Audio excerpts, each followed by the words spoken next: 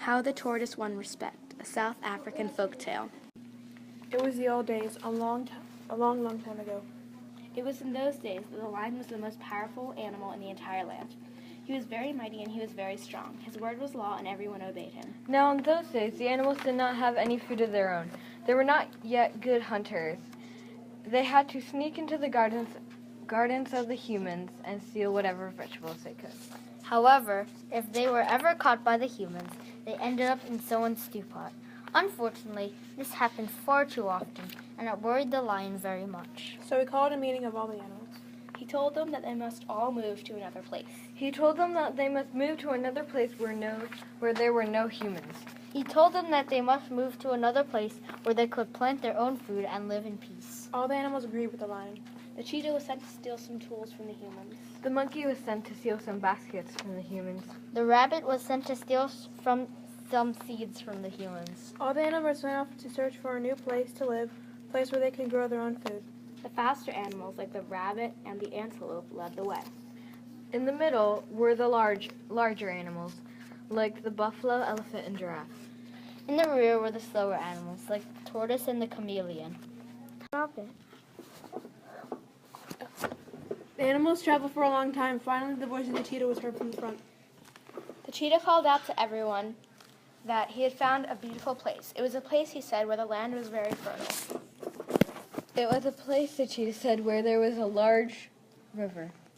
It was a place, the cheetah said, where there were no humans to be found. They planted fields full of wonderful vegetables. The rains came, and soon the fields were filled to overflowing with wonderful vegetables.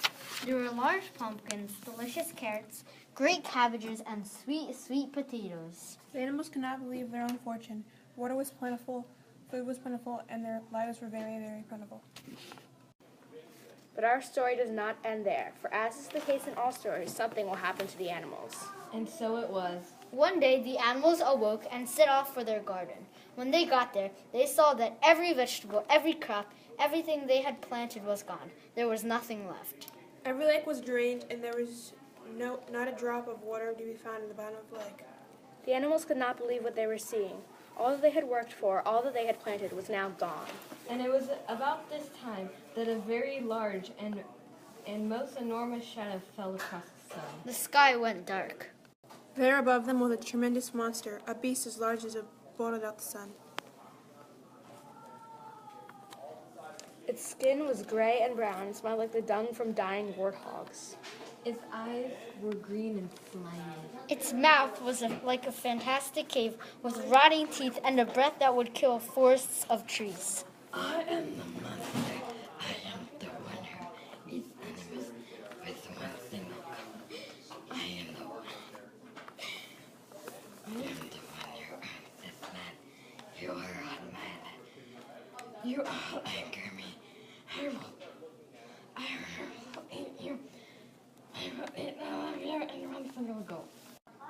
The animals were terrified. They all ran back to their king, the lion. They all wanted to know what the lion would do. The lion told them not to be afraid. The lion told them that they should not be fearful. The lion told them that he would deal with the monster. And so the lion went to the field to confront the monster. But when he arrived, he saw how very large this monster was. He realized that he did not have a chance of winning any fight against this monster. So he roared as loud as he could to scare away the monster. So he yelled as loud as he could to chase away the monster. I am the monster. This is my land. You are on my land. I will eat you all. I will eat you all with one large gulp. You will all be a meal for me. I am the monster and I will eat you. The monster scared the lion. He ran back to his hut with his tail between his legs. He thought that this monster was far more terrible than any of the humans he had seen. The other animals also thought that the monster was far too big and far too terrible to deal with. They too began to run away. But the tortoise decided otherwise. The tortoise announced that she was going to deal with the monster in her own way. The other animals laughed at the tortoise. They thought she was crazy to deal with such a large and fierce monster.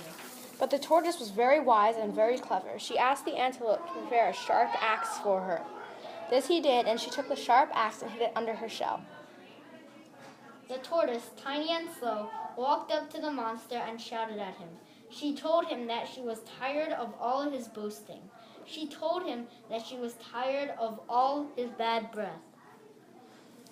She told him that she was tired of all his smelly actions, and she told him to go away. What are you saying? Do you know who I am? I am the greatest creature there is. I could eat all of you in one single gulp. Who is this little one? I should have her for a snack. She would taste very good. And this is just exactly what the monster did. The monster swept up the little tortoise with a large, smelly tongue. The little tortoise disappeared into the enormous mouth of the monster.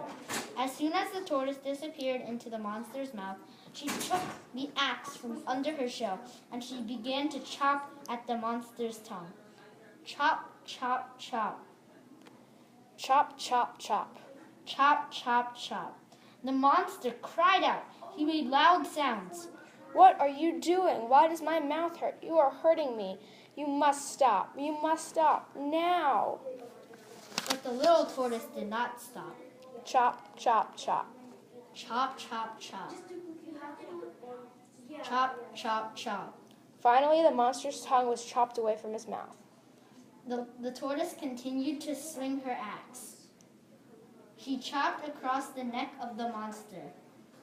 Ah, arg. Finally, the monster fell to the ground. He was dead. Tortoise crawled out of the neck of the monster. She held her axe in the air. All the animals cheered. All the animals cheered for the brave little tortoise who had killed the very large and very ugly monster. All the animals called the brave little tortoise the cleverest animal of all. Even the mighty lion said that the tortoise was a very brave and a very clever animal, and so it is to this day. She may be small. She may be slow. She may have a hard shell, But she is brave, very, very brave.